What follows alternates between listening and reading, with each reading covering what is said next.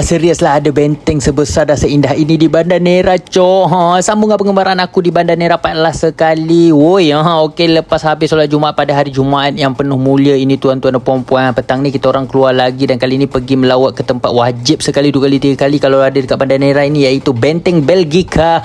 Time ni aku naik motor harga RM5,000 untuk sampai sana lah. Aku bukan malas nak jalan, tapi kan sekali-sekala perlulah kita menyumbang perekonomian di sini yang membantu orang-orang kampung juga. Bagus kan sekali macam okey, sampai dah tengok view daripada luar ni pun rasa macam vibe zaman penjajahan dulu, cok. Benteng ni betul-betul ada di atas bukit, jadi bila kita berada ke atas sana bolehlah nampak pemandangan Banda Neira nanti yang cantik. Mendaki aku time ni satu persatu anak tangga, cok, penat juga macam ni sejarah dia lah, siapa rajin boleh baca. Okey, aku masuk dulu. Assalamualaikum. Nampak muka saya tergila aku, goblok. Sini kalau nak masuk kena bayar entry fee bernilai RM20,000 per orang tau. Untuk pengetahuan semua kan, Benteng Belgika ni merupakan gambar yang ada dekat wang bernilai RM1,000 Indonesia. Tengok ni, duit dia besar sekali tu, tapi nilai dia tetap kecil.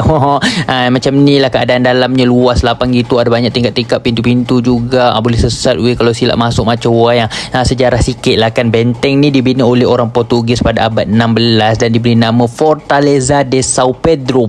Nama macam pemain bola. Tapi setelah Belanda mengambil alih, benteng tersebut diberi nama, tukarlah jadi Fort Belgica ataupun dikenali sebagai Benteng Belgika. Tu tengok ni, salah satu ruangan bilik aku masuk perseram dengan cuai. Boleh buat para tak normal kat sini tau, masih banyak setan-setan kuno duduk. Okey, time ni aku naik ke tingkat atas pula. Ada macam ni lah pemandangan dia, luas mata memandang, luas juga bahu memikulnya, cok. Tapi selalunya kan orang akan panjat naik atas tu lagi untuk ambil view benteng ni lah. Jadi aku pun panjat ke atas, dah sampai sudah. Dan inilah dia kawan-kawan semua, aku perkenalkan Benteng Belgika. Cantik sekali 2 kali 3 kali tau. Sini banner yang unik berbentuk pentagon gitu. Ada datang belakang Gunung Banda Neira. Sumpah name Daniel cantik sesangat macam time ni aku ambil banyak video dengan gambar semua dengan kawan-kawan. Tengok ni, aku jadi model pelawar serius, siapa-siapa yang sampai kat Banda Neira wajib tau untuk ke sini supaya orang kampung tahu kau dah sampai kat pulau yang indah ini, cok. Selesai sudah kami semua bergambar, main lari-lari juga kan. Balik tu singgah dekat satu tempat lagi, iaitu rumah pengasingan Bung Syahrir. Ni sama je macam rumah pengasingan Bu Hatta semalam,